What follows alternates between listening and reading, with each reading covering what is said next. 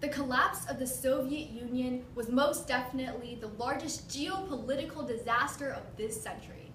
Brave words, Mr. Putin. In his 2005 speech picked up by the New York Times, he stated not only his loyalty, but his respect towards the fallen Soviet Union. His respect, loyalty, as well as his newfound actions have many analysts wondering the question of, is Vladimir Putin attempting to restore the former Soviet Union? The answer to this is a definitive yes. First, in his past actions. Second, his economic mindset. And finally, Vladimir Putin shows of bravado and Russian power. Yet does the past define the present? This is arguably correct. However, in the idea of Vladimir Putin and his past actions, this is inconceivably so. His past actions are leading the way to why he is attempting to restore the Soviet Union to its former glory in the form of present-day Russia. Many analysts have been wondering the question of Vladimir Putin and Soviet Union for some time. However, it was openly voiced by Ukraine's interim prime minister in an interview for BBC in April 14th of 2014, where he boldly stated that Vladimir Putin was attempting to reinstate the Soviet Union as a whole. Yet what evidence does he truly have to back this up? This was further illustrated by a Brookings Institute article published in April 21st of 2014. Vladimir Putin was not only a past KGB member, he has openly lamented the end to communism, as well as reinstating several lyrics that Joseph Stalin, the previous communist Soviet Union leader, used in the Russian anthem.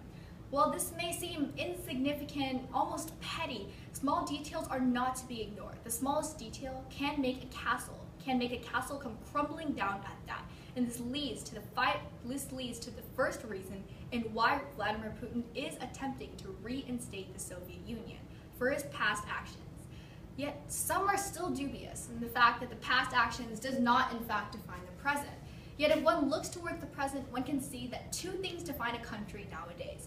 The first is its economy, the second is its power. And in looking towards the first reason and what defines a country, its economy, the economic mindset of Russia, especially Vladimir Putin as of yet, is simply not good, leading to the second reason and why he is attempting to reinstate the Soviet Union.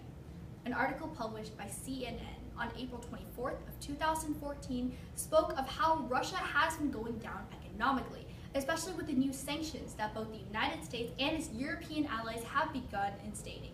These sanctions are meant to target those in Vladimir Putin's inner circle, and therefore will cripple as well as hurt the Russian economy. But Vladimir Putin does not seem concerned. This was fully illustrated in a Reuters newspaper article in April 25th of 2014. And in it, he said that he did not plan to stop his conquest of the European nations in any sort of way. In fact, even with Crimea dragging behind us an almost dead weight, Vladimir Putin makes no motion to stop whatsoever. So how exactly does this tie back into the Soviet Union? This was illustrated in a book titled The Soviet Union and Its Collapse by Alicia Dixon. And in it, this author published on how the Soviet Union economic route seemed to be the same one that Russia was taking right now. In the days of the Cold War, the Soviet Union was isolated from not only capitalism, but globalization as well. And it essentially rotted from the inside out, with its economy slowly crumbling in on itself. While Russia seems to, as of yet, project the illusion of being incredibly strong, this is not so, and soon the rot of the Russian economy will start to show its face. When Vladimir Putin said in his 2005 speech of how the greatest geopolitical disaster was the Soviet Union crumbling, perhaps he should have chosen his words better. For now, the newest, greatest geopolitical disaster could actually be a new Soviet Union rising. Yet one did say that two things define a country in the 21st century nowadays. That is the economy as well as its power. And the grandstanding, the bravado of Vladimir Putin is the third reason and why he is attempting to reinstate the Soviet Union.